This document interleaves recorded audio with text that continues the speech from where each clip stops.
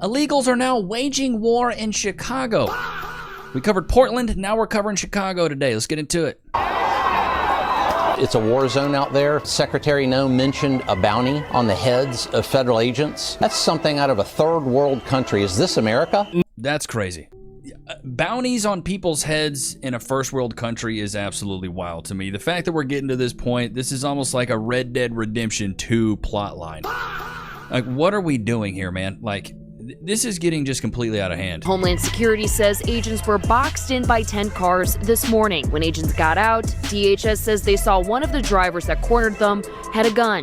Illinois State Police have come out in force. They actually have pushed back protesters. They were originally down there where the gate is, blocking off that ICE facility, but now you can see that they have pushed back protesters to these designated free speech zones. And each time we saw this, we saw protesters fight back. At one point, a military vehicle pulled up near the protesters, and an agent drew his gun from the roof, pointing it at protesters below. It looked like they were like in the military now. You know, it's like a war zone here.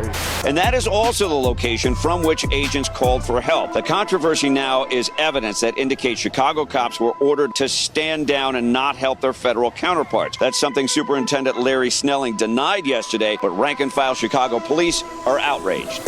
Bro, this is wild. State-sponsored riots rock Chicago. Because my whole thing is like, who is paying for this? How y'all able to be out there for days and days and days? 100+ days. You ain't paying no bills. You got nobody looking for you. You ain't got a job.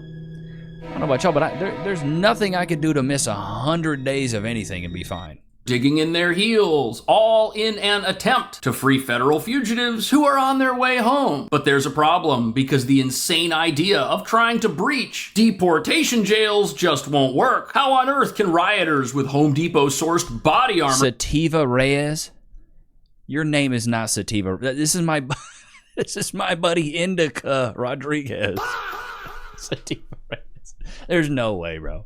Or possibly break a phalanx of federal troops who are in tip-top shape. Not gonna happen. But the puppet masters behind these sanctuary mobs don't care. Their foot soldiers are government-sponsored to an extent, and as far as they're concerned, wholly expendable. That's right, these are folks who get free healthcare and free food from the US government while they attack it. And between that and the donations flooding into these progressive encampments from left-field groups, the rioter class of America has figured out how to live on the streets and fight Trump all day, every day. Which brings us to the real reason we're seeing ever-increasing numbers of federal troops deploying to America's rotting sanctuary capital, Chicago. These troops, they are not headed there to save Chicago. They're deploying to save America from Chicago. Because if this place is allowed to exist in its current state, go... Yeah, that's wild to me, because isn't it in Chicago the area, chat, put a 1 in the chat if this is correct, is Chicago was the place they dumped a lot of these illegal immigrants, right? Like the Venezuelan gangs and stuff like that, like taking over stuff. This is where they dumped them, right? There's nothing peaceful about this group. Unlawful assembly! You're blocking a thoroughfare! Get off the road! Or I will arrest you all! Get out of the road! Get out of the road! Push them this way off that. Form a skirmish, push them onto the sidewalk. We got a straight up bat?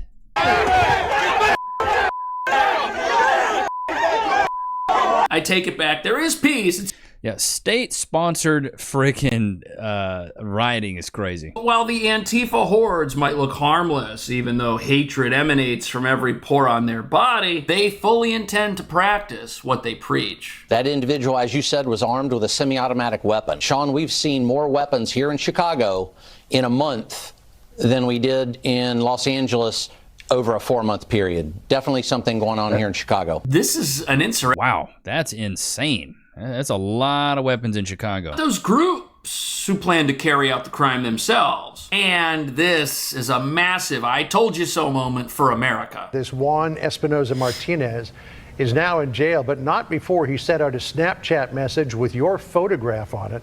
And the message is 2K on info on you and 10K if you take him down. Wow, bro. Straight up hits on these guys. That was an illegal alien that was comfortable enough living here in the United States, an illegal alien gang member, to put a bounty out like that.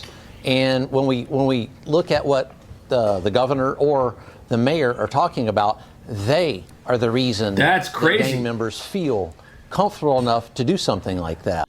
Well, and I think also the big thing is you have like Telegram, you have all these services where people can talk. You have WhatsApp, what is it, Telegram, you have Snapchat. A lot of these things, I don't know if they can go back and check these backlogs of text messages and things like that. Maybe they can with WhatsApp and Telegram, but there's a lot of these services where people can talk behind the scenes and it's not like a regular text message. So this is scary. And the fact that they're over here putting hits on people, and because I thought it might have been hearsay at first, but like seeing that 2K on info, 10K on it, bro, that's wild work. Have for law and order. They don't like our country. They hate our laws. They hate the fact that we've got a border and want to keep it enforced. They want to see our country turned into rubble so that they can rebuild it as a communist regime ridden with sanctuary cities all over the place they control. But the disaster unfolding in Chicago right now, it didn't start yesterday. This has been years in the making. The controversy now is evidence that indicates Chicago cops were ordered to stand down and not help their federal counterparts. People. That's something Superintendent Larry Snelling denied yesterday, but rank and file Chicago police are outraged. It's awful. Sadly, this department is in literally a shell of itself and so fearful of what politicians and this mayor are going to do to them. So the police in Chicago are afraid. Now, how did they get that way? Did they wake up afraid one day randomly, or was it years of abuse that their police have had to endure? Have they been shunned by their leaders? It was probably the years of abuse, also the constant gang activity, you know, also probably the rampant drug problems. Violence. There's probably a lot of things that have to go into these cops feeling, honestly, probably fearing for their life every single day. From what I know, like, Chicago is just not a safe place. Secretary Kristi Noem, today in Chicago, members of our brave law enforcement were attacked, rammed, and boxed in by 10 vehicles. We heard about that the other day, but they're going to be bringing in the big guns eventually. I think this is going to get to a point where, you know, they're using live rounds. I just don't see a world where this is sustainable to go on long enough without something serious happening. Dudes in the trunk. Fugitives to cross. This is crazy. But something drastic is probably going to happen for this to actually, you know, end. But as of right now, they're doing what they can. But this is getting ridiculous. This is getting out of hand. Because in my opinion, if they can do this in cities like Chicago, cities like Portland, like the next thing will be like Austin, Texas, and then it'll slowly move all to the big cities and it'll creep out into the towns. It's just not a good idea in the long game. You're targeting the worst of the worst, but Governor Pritzker said that most of the people ICE has taken it. He's wrong. Number one, he's wrong. Number two, I really believe he's afraid for his life somehow. When you can have hundreds of people wounded, there's no place like that in the world. And Pritzker gets up and says what a wonderful place it is. They need help. Washington, D.C. is now a safe place. You're not going to get mugged or hit. You know, the president makes a good point. Like, I mean, and the thing is, for people saying that Trump is calling for all this violence, it's like, bro, if anything, he's ended 8 wars so far. He freed Palestine, and people are still complaining that's not good enough. That's not good enough. They want more from him. You know, it's not enough to free Palestine. It's not enough to end all these other wars. You know, he has to do more, which is so crazy to me because I feel like he's done something that not the past 4 or 5 presidents have done. Police joining federal law enforcement officers and trying to keep protesters back. I spoke with one man who came out here today with a shield who tells me that he keeps hearing that people are being paid to protest, and he says he wishes that was the case because this is his off day and he wanted to come out. I'm not going to come at anyone, but if they charge me and I'm just holding up my shield, that's on them if they get spiked. They can charge me. Wow. The IQ of a carrot. You're there obstructing a roadway, and if they're trying to get you out of the way, and if one of those nails stabs them, boy, that's going to be a hefty little felony. You're ready for it? I'm ready for it. I'm here to get arrested. I don't care. Oh, wow. The smooth brain activity. He's there to get arrested. He doesn't care. Doesn't care. I have to pay the tens of thousands of dollars. Going to come out in full force, and nothing is going to be done to stop them. Local police. Yeah, it just seems like it's getting worse and worse and worse. Don't we have some, like, Bree, don't you live in Chicago? Are you seeing this bad in the streets? I think we have, Brennan, maybe you live in Chicago as well. Don't we have some folks that live in Chicago? Like, are you guys seeing this in the streets right now? Like where you live, or is this just like the metros? In my opinion, this starts in the metros and then it slowly creeps out, to the smaller towns outside. But yeah, this entire situation just made me had a lot more pride for being an American. Where as used to, I was like, I'm thankful, but now it's just something a lot different now. Ain't that right, Loki? I've fallen at work and been injured. Oh wait, I should call my lawyer. I'm John Morgan of Morgan & Morgan. Hey, John Morgan of Morgan & Morgan. It's Levi Nichs of YouTube. Can I get some cash, please? Morgan & Morgan & Morgan & Morgan & Morgan & Morgan & Morgan & Morgan & Morgan & Morgan. Did you know that your injury could be worth millions of dollars? Morgan & Morgan is the largest injury law firm in America, and they've recovered over $20 billion for their clients. $20 billion? That's a lot of cash. The insurance companies tried to lowball me, but Morgan & Morgan was able to take my pain and suffering and turn it into cold, hard cash. It's almost a good thing I was injured. But wait. How much is Morgan & Morgan gonna cost me? You never owe them legal fees unless they're successful. So it's completely free unless you win? Yeah. Hiring a lawyer? That sounds like really difficult. It's actually super easy. You can just go to their website and in a couple clicks, you can find out if you have a case. And you can literally do it from your smartphone. And remember, there is only one Morgan & Morgan. Wait, but it's two names though. How is it? Give me the script. Oh, both their last names. Okay, I get it. Okay, roll it. You can start your claim today by going to forthepeople.com/Levi, found in the description below. So if you're injured, you can trust Morgan & Morgan. Y'all know what time it is. Loki, free. Sit. Wait. Oh, you gotta curl up. Sit. Good boy. Wait. Send Loki out to the front lines. Free. He'll lick him to death and TT on him. Free. Go to your place. You know what I mean? He'll go out there and just TT on him. I don't know about you guys. If you've never had a mini Aussie, if you've never had a dog, like, I don't know if border collies do this, but like when he gets really excited, he pees. So like when Cass comes home from like, doing errands or something and she's been gone for a couple hours, maybe she was at Target, like she'll get home and he's just like, he just pees himself. So I have to always make sure to let him out to go pee before she gets here, because if not, he will straight TT on her, bro. It's crazy. And that needs to stop. There's no due process being done to these people. So see, now I'm understanding you. So you're here because you're advocating for the people that are illegally being processed out of here. Is that what you're telling me? That's definitely some of them, yeah. See? Okay. Sure. I appreciate you. I don't have a problem with people having a conversation with me, see? Yeah, I don't have a problem with people wanting a better life for themselves. Never. I will never demonize somebody for that. And these people, I don't care how they came here. I think that they should have the best life possible. Okay, awesome. See, can I ask you one more question? You have a house, right? No. You live in an apartment. You have an apartment. You're home. You go and you rest. Right. At the end of the night, what do? Do you close your door or do you leave it open? That's such a silly argument. That's so dumb. I mean, I don't even know how to respond to that. Do you when you're sleeping, when you're ready to settle down, right? End of the night, you ready to go to bed, Seek? Your house door, do you close it or do you leave it open? Depends what the vibe is. No, I mean that's you being disingenuous. You being 100% being disingenuous. He knows because his logic is being attacked, and everybody knows here. Chat, put a 1 in the chat. We close our doors and lock our doors. That's a thing. Unless you live in some little quiet town where there's zero crime, you never know these days, man. You close your door. You don't want strangers in your house, and I feel like that's even in an area with low crime. You just don't want strangers in, unless you guys do. Personally, for me, don't like strangers at my crib that I don't know. I'm just gonna walk in willy-nilly. Don't want that. Genuine, see. That's such a lame question. Why so? How is that the same thing? Everybody.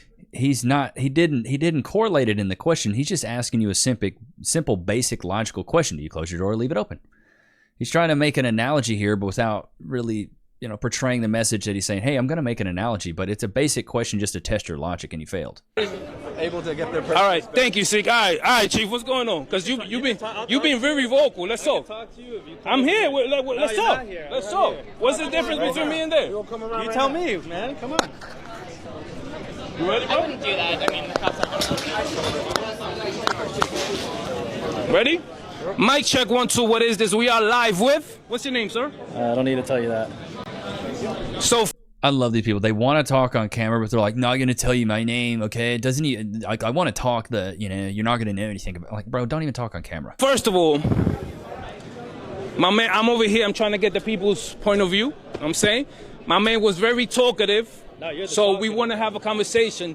Now all of a sudden he don't want to talk. I'm here. I asked you to come. I'm talking to you. So I'm here. So what's up? Why don't I want to talk? I just said. So tell me, what made you wake you up and say I need to go out there and protest? I don't know. That's a dumb question. It's a dumb question dumb question to ask. What's the justification for you coming out here spending your time protesting something? If you don't care, then why are you there, dummy? Stupid. I'm asking you, what made you come over here and protest? It's a lot of things. There's a lot of things to protest. Give me one. Why? There's a bunch of things. I want to make sure I love that argument. Give me one thing. Well, there's a lot. Just give me one. Understand why you protesting, right? Number one, you telling me that there's a lot of things. That's cool. That's no problem with that. Yeah. And then you telling me that you don't know. So what you really doing here? All right. So if ICE scoops you up, they make a mistake. No. Hold on. Folk, one at a time, bro. We back? ICE scoops you up, right? They make a mistake. You're hanging around some illegals that you don't know, and they scoop you up. How are you gonna prove it if they send you to fucking Louisiana? You asking me if ICE is gonna scoop me up? No, I didn't ask that.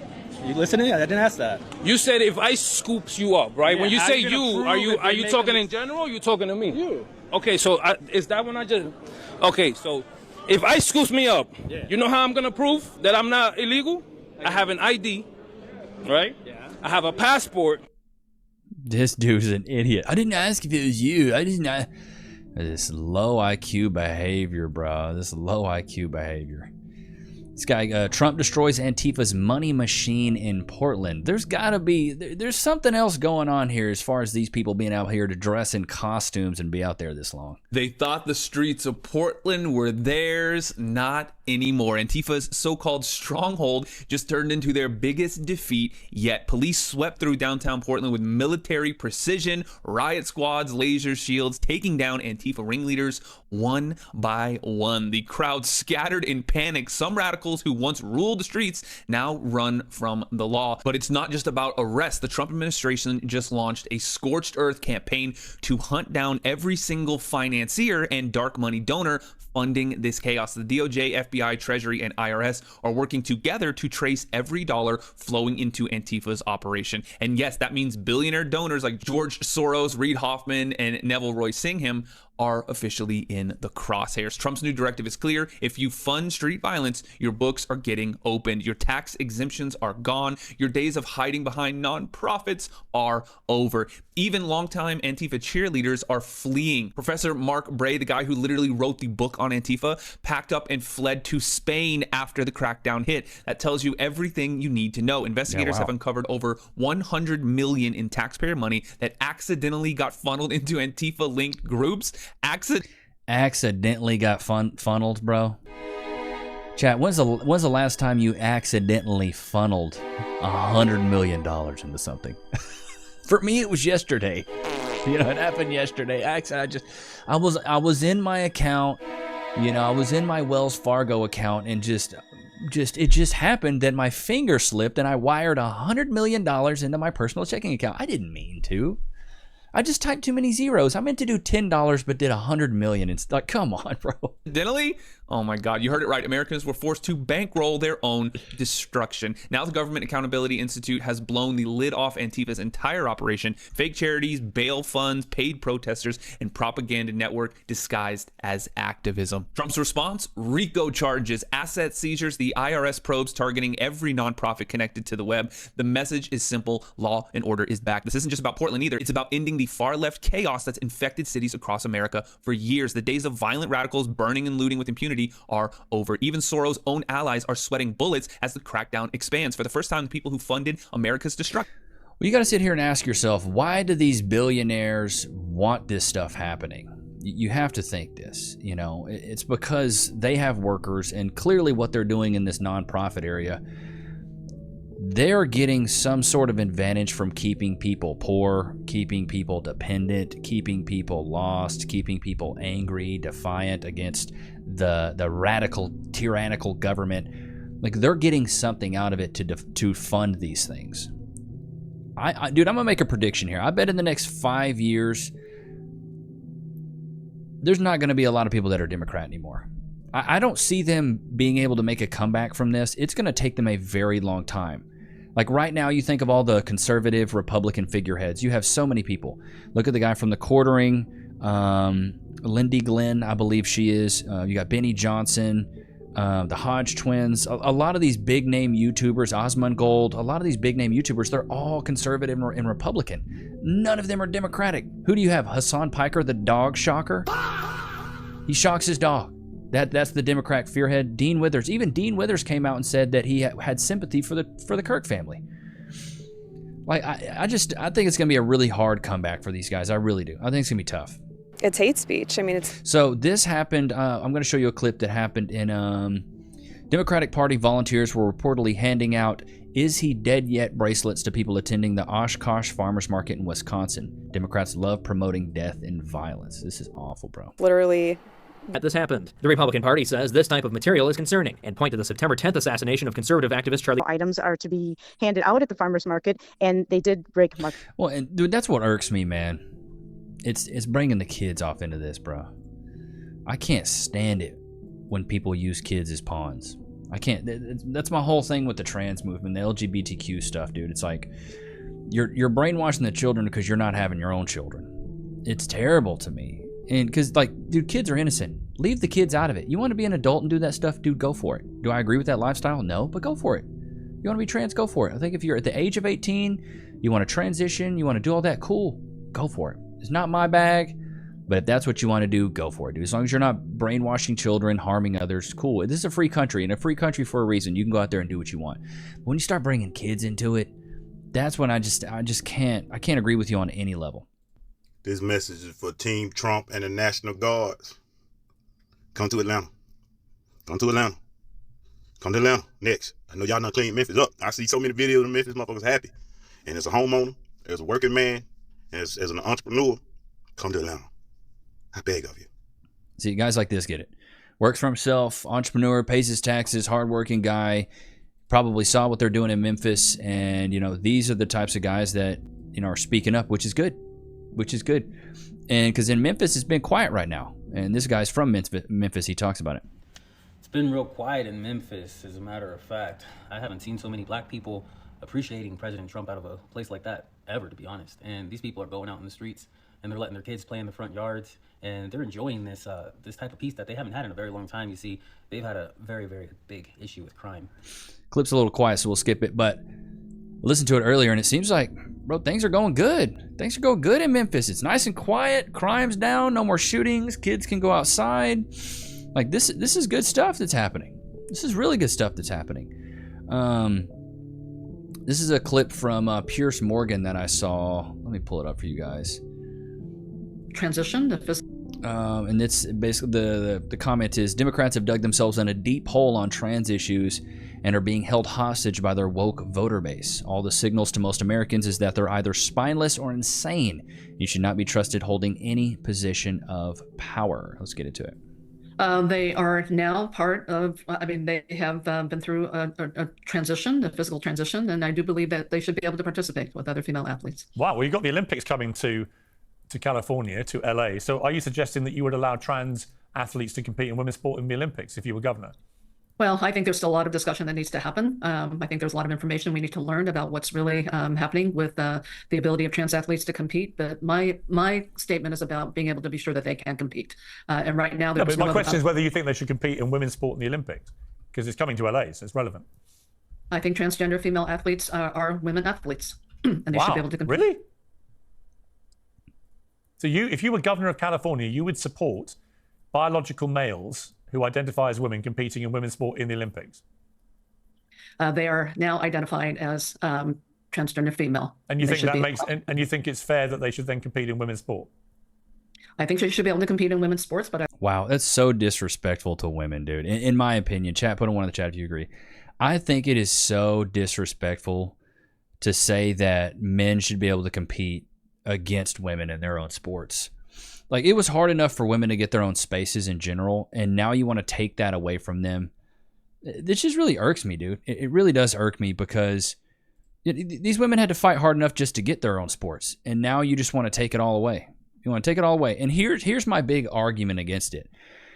If you look at this, you just look at this simple little chart here. You know I'm not a biologist or anything, chat. Human body composition, 45% muscle in men, 36% muscle in women. Essential fat, 3% in men, 12% in women. Non-essential fat, 12% in men, 15% in women. Bone, 15%, 12%. Other, 25%. We're almost different in every single way. But you think it would be fair for them to compete in sports against each other? You got to be out of your mind. I also think that there is still some discussion about whether they should compete in the same field, but I just want them to be able to participate. Sure, I'm sure There's you do. a lot of- Why, out of interest, why do you think we separate the sexes in the Olympics? Well, because they do come with different attributes in terms of physicality. And So you accept that we separate the sexes because men have a physical advantage over women? I know about an advantage in some sports, yes, in other sports, maybe not. Can you think of a single sport in the Olympics where men would not have an advantage over women, with the exception potentially of archery? You know, I think you can see female athletes where, particularly in track and field, where agility is probably... Hang on, agility? Really? Usain Bolt wouldn't straight smoke every female. In agility? Suggesting that women... So hang on. You think that women could compete against men in track and field, like in 100 meters, 200 meters, 10,000 meters, do you? Perhaps, you know, I'm not a sports. Okay, so let's just do some. I just did a quick little Google search here. Okay, the fastest man versus fastest woman question is best answered by comparing their top speeds in head-to-head scenario, which will result in the fastest man winning. The fastest man on record, Usain Bolt, holds the 100-meter world record at 9.58 seconds, while the fastest woman, Florence Griffith Joyner, holds the record at 10.49 seconds. That's this 9.5% difference in their record, so the fastest woman would be slower than the fastest man in a direct race over this distance. The thing is, with a 10.4, as a guy, you're not even making it to the Olympics. You're not even qualifying. You got to be in the nines. At least I think that would be the case. You're not going to make it to the Olympics with a 10.4. Like, bro, what are we doing? Expert? Of course they couldn't. Have you seen the times that women and men record in the Olympics for all track and field events? Have you watched Usain Bolt when he smashed the world record for the 100 meters? Yes. So you think women could run against against Usain Bolt, for example, at his peak, and that would be fair? I think, look, I'm just going to say this. There's a lot of misinformation about the ability of transgender athletes. That wasn't my question. My question was, you've got the Olympics coming to your state. Yes. You want to be the California governor. I am actually a resident in California. This lady looks like an eggplant. Her face and brain match that of an eggplant. California in Los Angeles. So I'm very curious about your response to how you would want the Olympics to be conducted, which would be fair and equitable for women. But it seems to me like you would like to remove any sexual differentiation between the Olympic sports and let them all compete. It would be gender neutral, would it, if you were governor? Well, I want to be sure that everyone has the ability to compete. Right, but would you have a gender getting- neutral Olympics where you would have you wouldn't have male and female sport then? You just have one that everyone could join in.